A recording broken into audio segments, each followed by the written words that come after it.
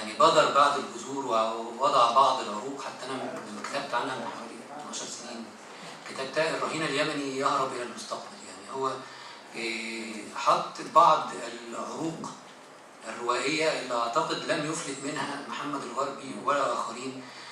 فكره العلاقه بين المواطن وبالذات المواطن المثقف او الذي يحاول ان يكون والسلطه، فكره مساءله التاريخ على ضوء الحاضر، فكره النزوع الى الحريه ولو كانت ثمن الموت.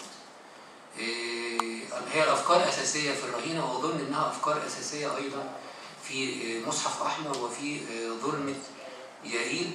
وهي اعتقد انها ليست افكار يمنيه بقدر ما هي افكار انسانيه، ولكن اللي عمله زيد مطيع دماغ واللي كمله محمد الغربي عمران وهو بيمشي خطوات بعد زيد مطيع دماغ مستخدما الاطار الحداثي ومستخدما التقنيات اللي اكتشفت بعد كتابه هذه الروايه، انه بيعطي هذا خصوصيه يمنيه، سواء بوضعها في قلب التاريخ اليمني وتطوره وفي قلب الجغرافيا اليمنيه.